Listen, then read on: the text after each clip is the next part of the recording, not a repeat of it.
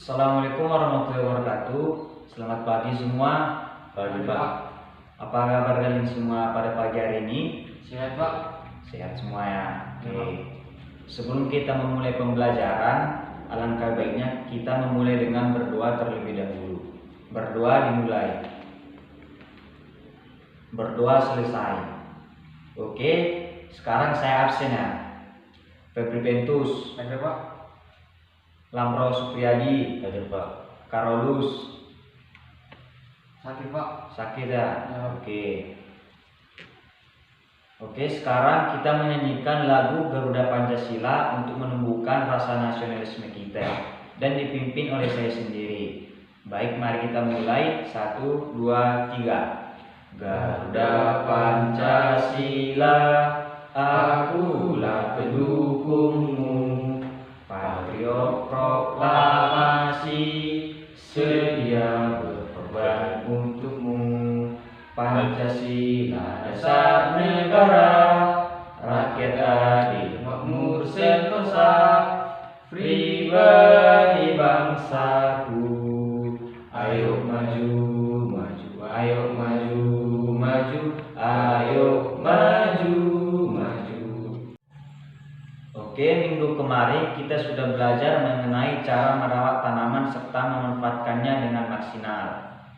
Nah, sekarang siapa yang masih ingat apa pentingnya tanaman bagi kehidupan di sekitar manusia? Saya Pak. Ya, Mbak, silakan. Tanaman bisa menghasilkan oksigen untuk atmosfer serta menghirup karbon dioksida Pak. Ya, bagus. Ada yang masih ingat nggak? Yang lain? Ya, silakan. Tanaman juga menghasilkan sumber daya alam yang dapat kita manfaatkan dalam kehidupan sehari-hari. Oke, bagus. Masih ingat ya semua? Ya Pak.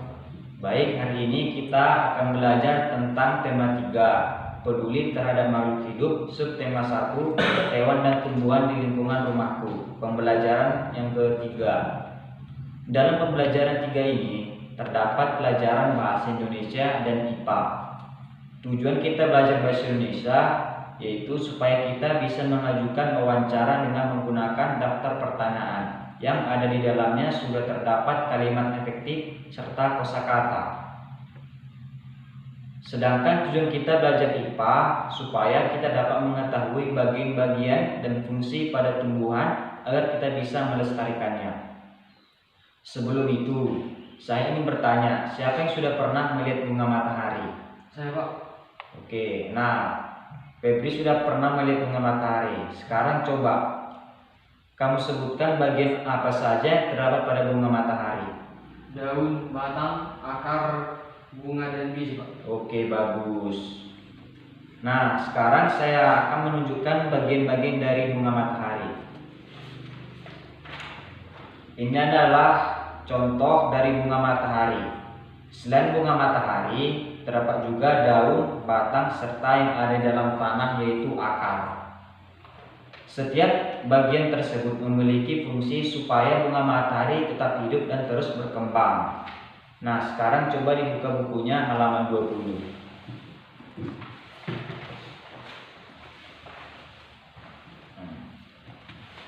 Pada buku kalian terdapat teks ayo membaca. Sudah dibuka semua?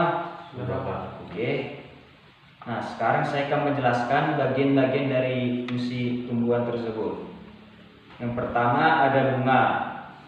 Bunga berfungsi sebagai alat perkembangan biji. Yang kedua yaitu daun, sebagai tempat berlangsungnya fotosintesis dan mengandung zat warna hijau daun yang disebut klorofil. Dan daun terdiri atas tangkai daun dan helai daun. Yang ketiga, batang. Batang berfungsi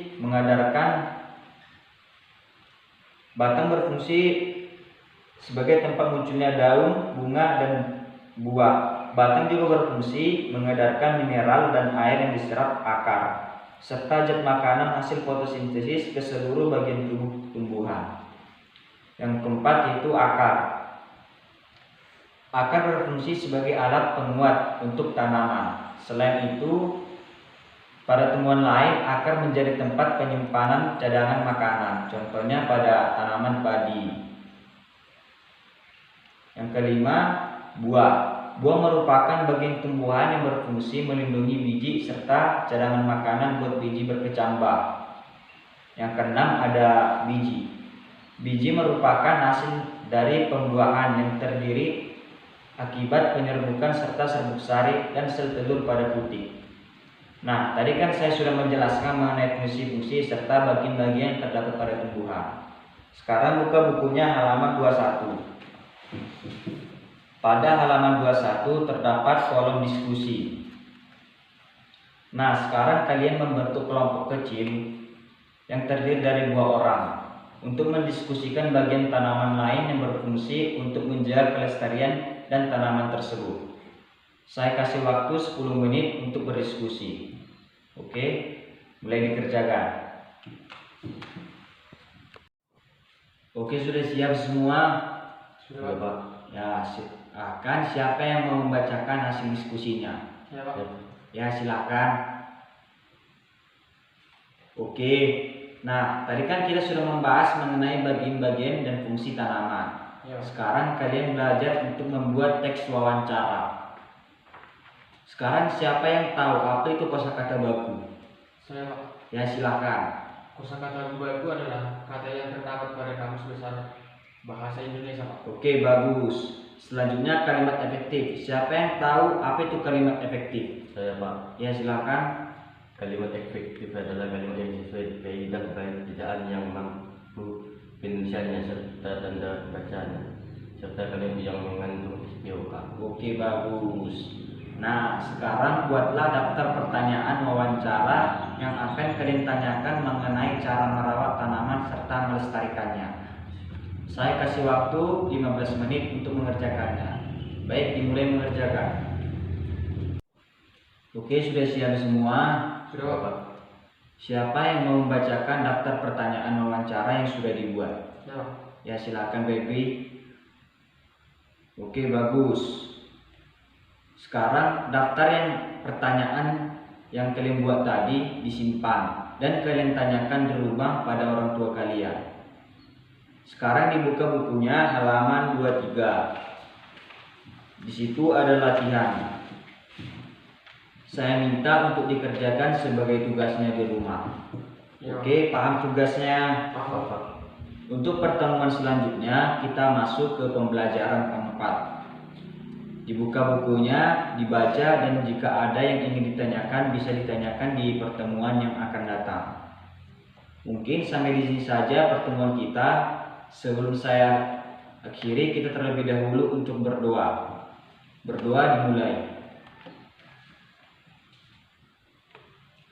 Berdoa selesai. Semoga pembelajaran bagi hari ini dapat bermanfaat bagi kita semua. Dan saya akhiri dengan mengucapkan Assalamualaikum warahmatullahi wabarakatuh.